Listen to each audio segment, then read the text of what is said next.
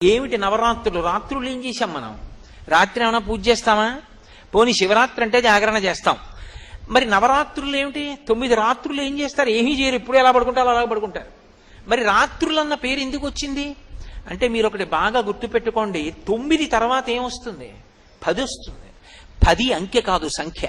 2 ఉంటాయి కాబట్టి 9 అంకె. అంకెలలో పెద్దది 9. అంకెలు దాటిపోతే 10 వస్తుంది. 10లో ఏముంటాయి? 1 ఉంటుంది, పక్కన 0 ఉంటుంది. ఆ 1 ఏమిటి? పరమాత్మ. అది తప్ప ఇంకొకటి లేదు.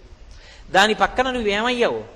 9 పూర్తి చేస్తే పూర్ణమద పూర్ణమిదం పూర్ణాత్ పూర్ణముదచ్యతే పూర్ణస్య పూర్ణమాదాయ పూర్ణమేవావశిష్యతే. పూర్ణమయ్యావు. అది 10. 9 చేస్తే 10లోకి వెళ్ళిపోతావు. ఆ 10లోకి వెళ్ళిపోవడానికి 9 చెయ్యాలి నువ్వు. పూర్ణత్వం పొంది 1 పక్కకి వెళ్ళిపోతే 0కి పక్కన 1 లేదనుకోండి, విలువ లేదు. కానీ 0 0గా ఆధ్యాత్మతత్వంలో గొప్పది.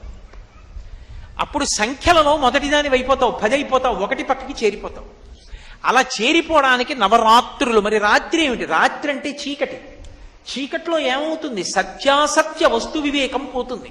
అది తాడో తెలియదు, పావో తెలియదు. దీపం వచ్చిందనుకోండి తెలిసిపోతుంది. అక్కడ ఈ తీసుకొచ్చి చెక్ బుక్ పెట్టండి, ఎల్ఐసి పాలసీ పెట్టండి, లేకపోతే చదువుకున్న డిగ్రీ సర్టిఫికెట్ పెట్టండి, ఉద్యోగం ఆర్డర్ పెట్టండి, లేకపోతే మీకు ఎన్ని సన్మాన పత్రాలు ఉన్నాయో అవి తీసుకొచ్చి అక్కడ పెట్టండి. అది తాడో పామో ఏం తెలియదు. దీపం పట్టుకొస్తే తెలుస్తుంది తాడో పామో.